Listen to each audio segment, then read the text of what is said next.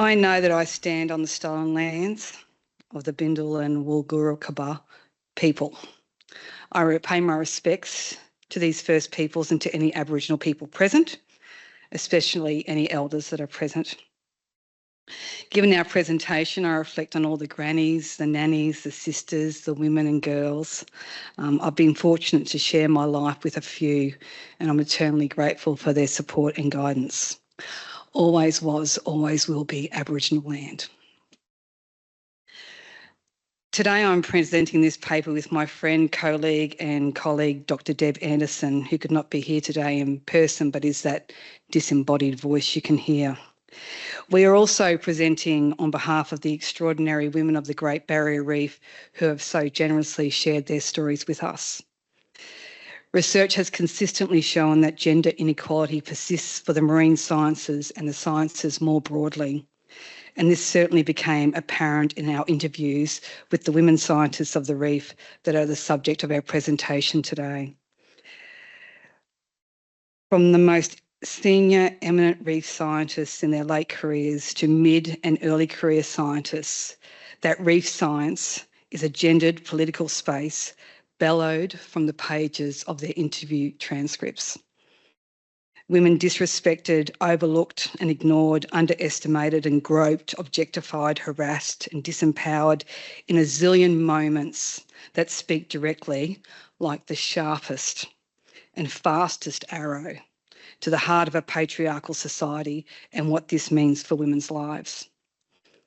In the next breath, we qualify by acknowledging the support of good men, because this is important to each woman's story.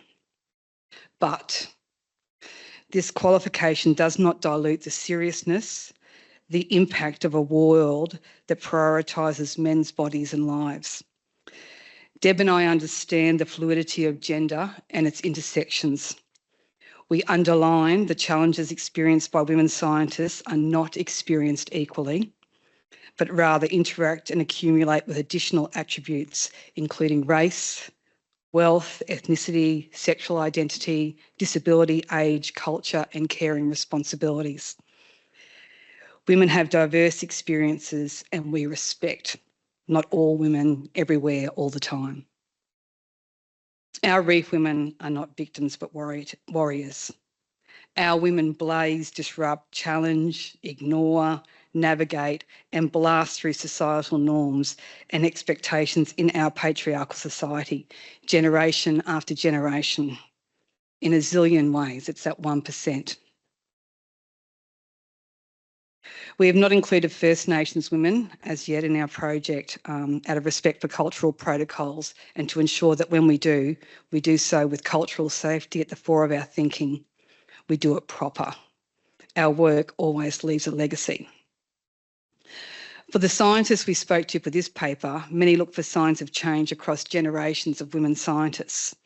But like the reef itself, the societal investment in health and protection, in its capacity to flourish, has not been a meaningful or consequential upheaval to shift structures to prioritise women's bodies and lives. Across decades, and especially the last 5, inequality and inequity persists, and really this should surprise no one. In the famous words of Maya Angelou, but still we rise. Our paper is too short a selection of our women's words that follow women's lives and bodies over the past 50 years and more. And just a trigger warning that we do refer to sexual harassment and violence, though not in explicit detail.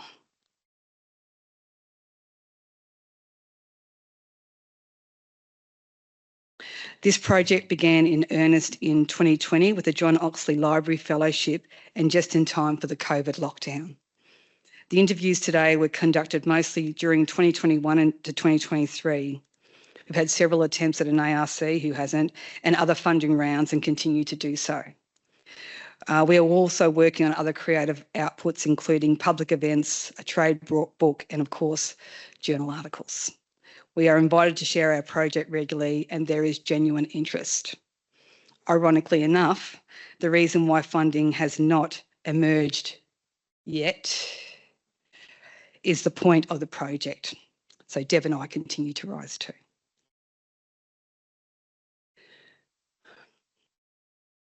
Our goal remains the same: telling new stories about the reef as a gendered space where power, politics and knowledge constrain how this nature superstar is understood and remembered.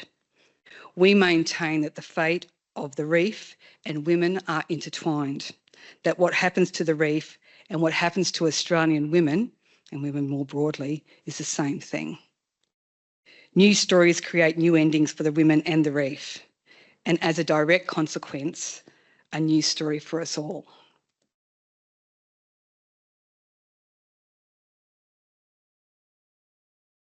So we start in our own backyard, at our place, to amplify the stories of our women of the Great Barrier Reef, to listen, to hear, to learn, and to slowly foster or better demand change.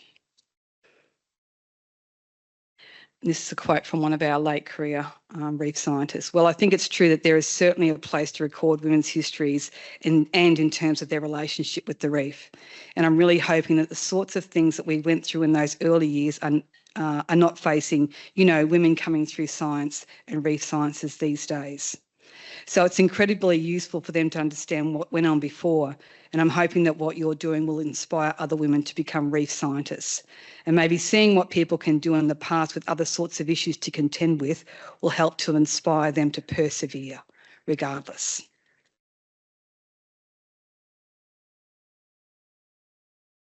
One of our mid-career reef scientists explained that, and I quote, "As a teenage girl, and it was funny, I was a tomboy like through and through.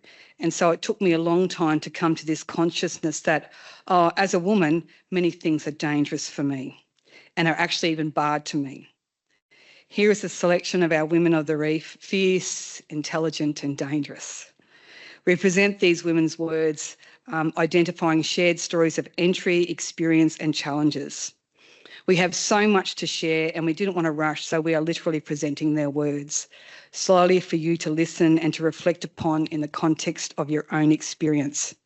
That is, women and men and all the colours therein."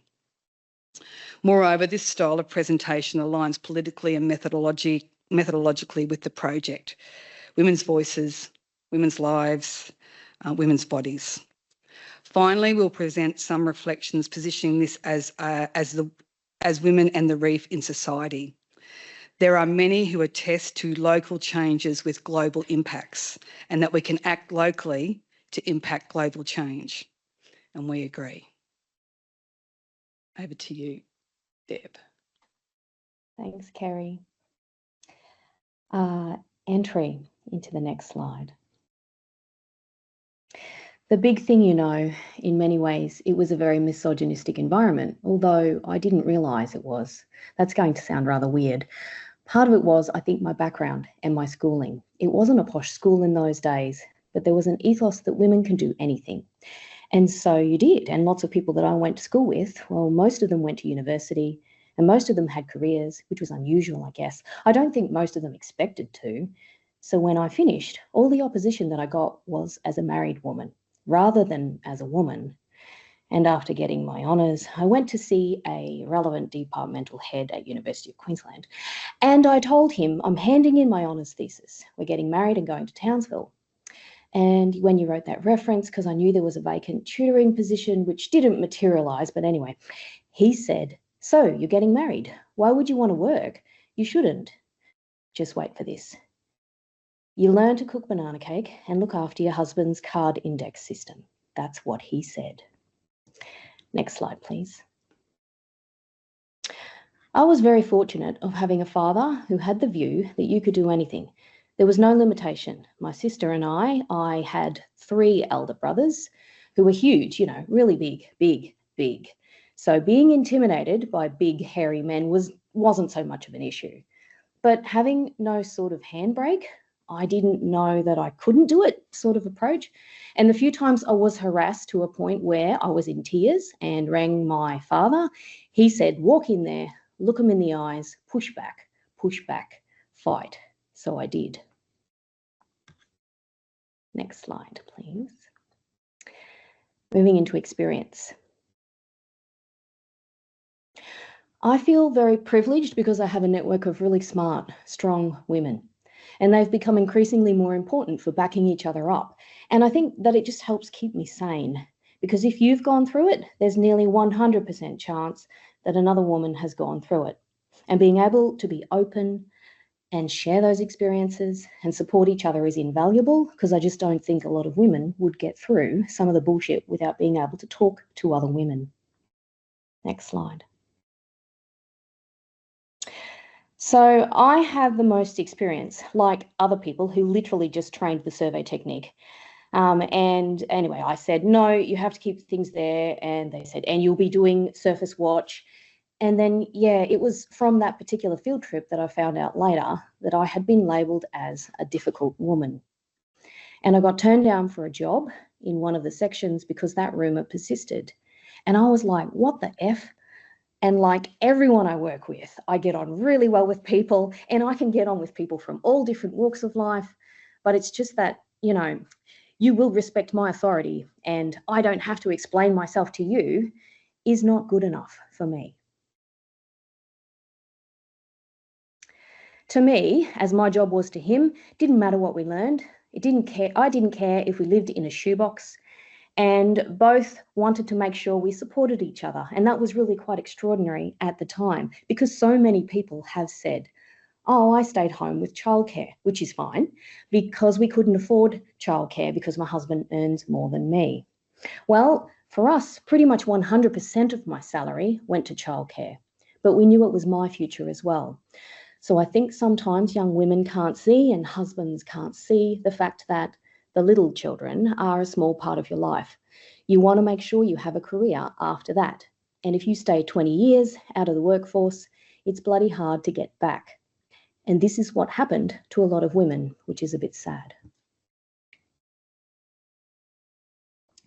Even more recently, men have said to me, oh, you only got that job because you're a woman.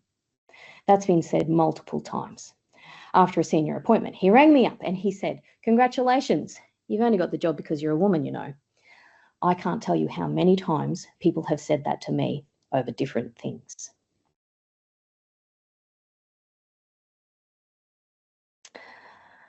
Now to the challenges.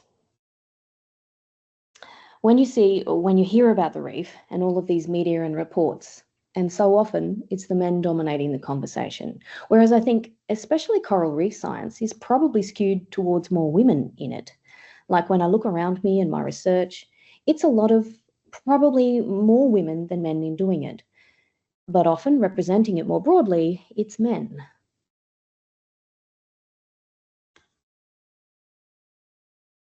Moving into an exchange between early career reef scientists. We heard of a lecturer in recent years telling young women, you either want a career in reef science or you want children. You can't have both. And I felt like that I sort of had to delay having children until I reached a certain point in my career where I've been more easily able to continue again. And yeah, as a marine scientist, obviously we do have to travel to the ocean, right? So maybe we can't do that for a certain amount of time after we have children. But has it affected your job or career?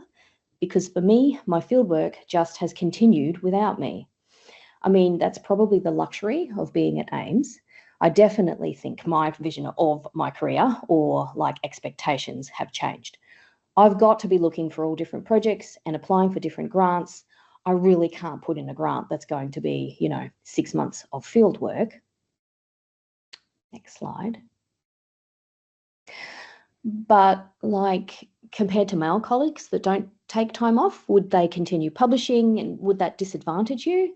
Yeah, there are all sorts of gaps, like the earning potential gap and the citation potential gap around me.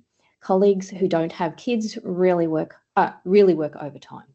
Unfortunately, if you really want to be successful, you have to put in the evening, the extra, especially the writing hours and all of that, which I just cannot do right now. And back to you, Kerry. A final observation. Throughout our interviews, women described incidences of sexual harassment and violence, of inappropriate behaviour from men, of feelings of discomfort, fear and being objectified. Our women scientists spoke of men unaware that their previous experiences of violence was triggered by their male colleagues' behaviour, of mentors or senior men taking advantage of their position and being touched inappropriately. We have chosen not to include these excerpts.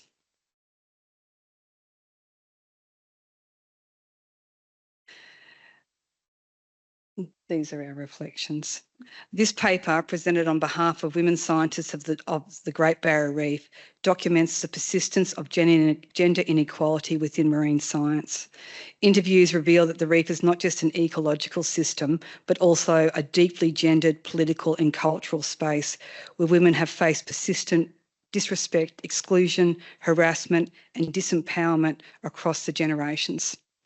While many acknowledge the support of male colleagues and of female colleagues too, this does not erase the entrenched patriarchal structures that continue to shape women's experiences. These stories of our women scientists of the reef foreground lived experience in ways that signal the significance of human relationships and social and environmental interdependence. They resist patriarchal norms that continue to devalue women's contributions, even as they enter, experience, and in their own ways challenge a knowledge system, profession, industry, and public good, i.e. science, that create structural obstacles to transformation, making true change beyond piecemeal improvements genuinely challenging. This approach highlights the need for us to pay attention not only to the diverse and intersectional realities of these women's lives, but also, critically, to our responsibility for dismantling systemic inequities that exist at the intersections of gender, culture, and the reef. These women's resilience mirrors the reef itself, enduring, but enduring without genuine structural change. Ecofeminist scholar Carolyn Merchant has emphasised relational responsibility both to the environment and to each other, where an ethics of care enjoins responsibility to take care of the earth and all of its people. Here, that responsibility extends to valuing and sustaining the women whose lives and labour protect the reef. Real change requires more than acknowledgement. Just as the reef requires our care, so too do the women who dedicate their lives to its science. Thank you.